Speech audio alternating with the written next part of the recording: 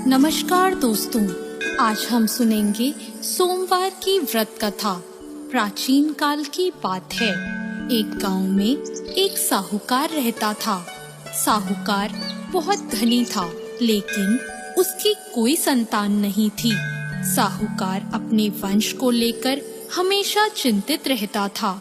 साहूकार भगवान शिव को प्रसन्न करने के लिए सोमवार का व्रत रखता था और व्रत के दौरान भगवान शिव पार्वती की पूजा करता और शाम को शिवलिंग पर दीपक जलाता था। साहूकार की पूजा अर्चना को देखकर एक दिन माता पार्वती ने भगवान शिव से कहा, हे प्रभु, ये साहूकार आपका परम भक्त है। प्रति सोमवार को विधि विधान से आपकी पूजा करता है। मुझे लगता है कि आपको उसकी मनोकामना पूर्ण करनी चाहिए। शिवजी ने पार्वती जी की बात को सुनकर कहा, हे गौरी, ये संसार एक कर्म क्षेत्र है। जैसे एक किसान अपने खेत में बीज बोता है तो कुछ वक्त बाद उसे पेड़ मिलता है, उसी तरह इस संसार में आदमी जैसा कर्म करता है उसे उसका वैसा ही फल मिलता है। भगवान शिव बोले कि इसके कर्मों में संतान सुख नहीं है, लेकिन माता पार्वती ने भोले भंडारी से दोबारा आग्रह किया और कहा, हे नाथ, फिर भी आप इसकी मनोकामना पूर्ण कर दीजिए। यह आपका परम भक्त है। अगर आपने अपने भक्तों की इच्छा को पूर्ण नहीं किया तो वो आपकी पूजा आराधना क्यों करेंगे?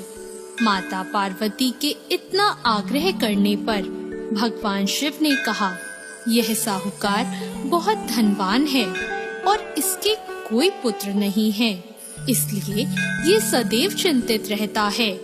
लेकिन इसके भाग्य में संतान योग भी नहीं है।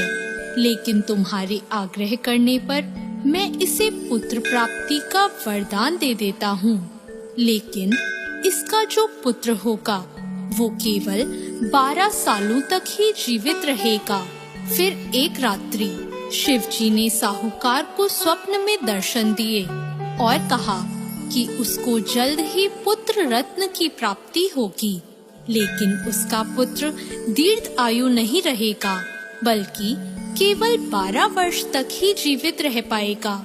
यह बात सुनकर साहूकार ना तो प्रसन्न हुआ और ना ज्यादा दुखी हुआ।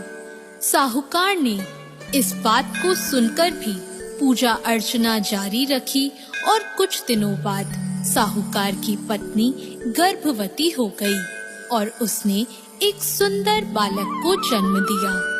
बालक के जन्म से घर पर हर्षो उल्लास का माहौल था, लेकिन साहूकार खुश नहीं था, क्योंकि उसको पता था कि उसके बालक का यह जीवन केवल 12 वर्ष तक का ही है और उसने किसी को भी यह बात नहीं बताई थी। जब साहूकार का बालक 11 वर्ष का हुआ तो साहूकार की पत्नी ने कहा कि अब इसका विवाह कर देना चाहिए, लेकिन साहूकार ने मना कर दिया और उसे शिक्षा के लिए काशी भेज दिया। साहूकार ने बालक के मामा को बुलाया और पैसे देकर उन्हें बालक के साथ काशी जाने का आदेश दिया। फिर साहूकार ने मामा भांजे से कहा कि वह काशी जाते समय रास्ते में यज्ञ करते हुए और ब्राह्मणों को भोजन कराते हुए ही जाए। दोनों मामा भांजों ने ऐसा ही किया।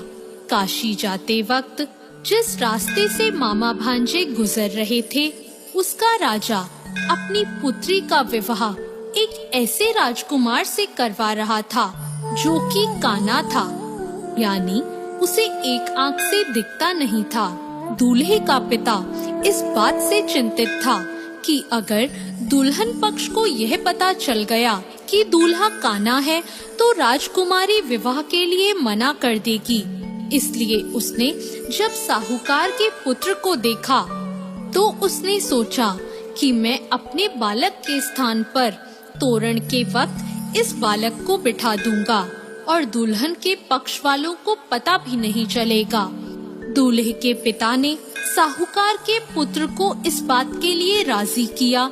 इस तरह साहूकार के उस लड़के ने दूल्हे के कपड़े पहने और घोड़ी पर चढ़कर तोरण की रस्म पूरी की।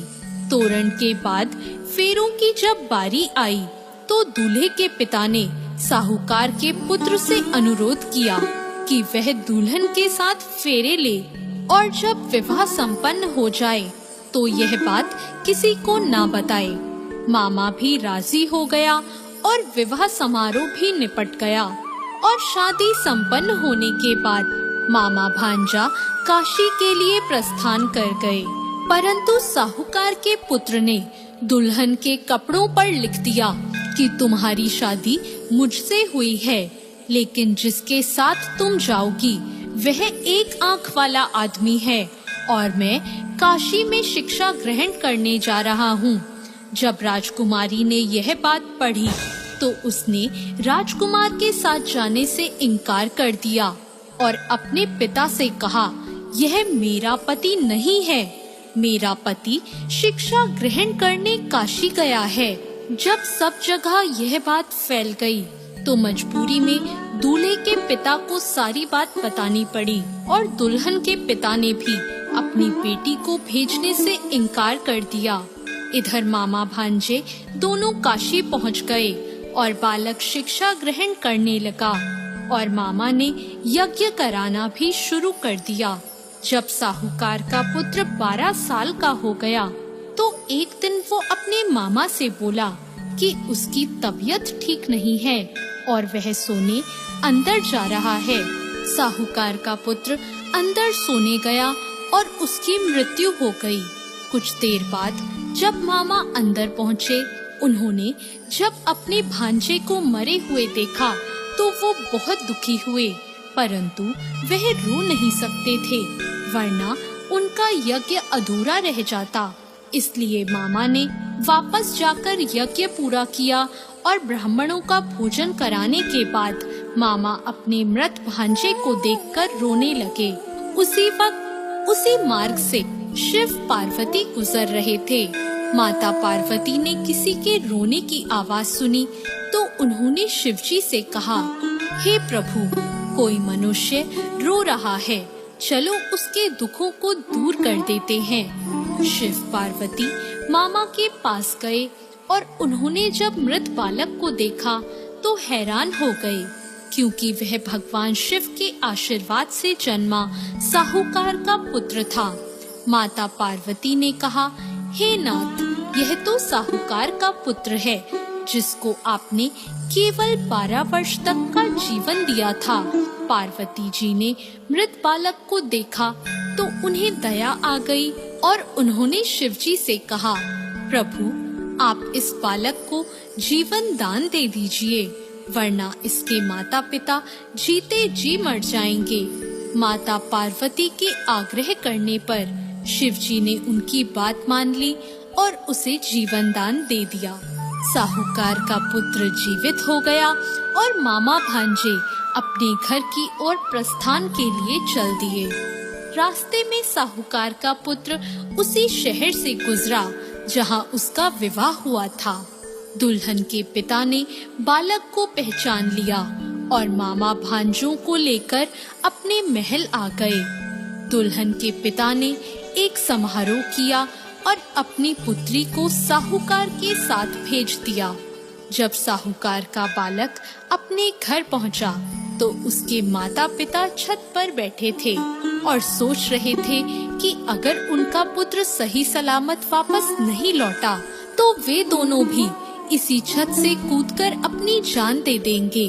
पर उसी समय उसके मामा वहां आ गए और उन्होंने बताया कि उनका पुत्र जीवित है और विवाह करके वापस लौटा है। साहूकार ने अपने बालक को जीवित देखा तो खुशी से उसका स्वागत किया और साहूकार का पूरा परिवार खुशी खुशी अपना जीवन बिताने लगा। जैसे भोलेनाथ ने इस परिवार पर कृपा करी, ऐसी कृपा सब पर करना। तो दोस्तों, कैसी लगी आपको आज की ये कथा? ऐसी और कथाओं के लिए हमारे चैनल भक्ति ज्ञान को सब्सक्राइब करें। धन्यवाद।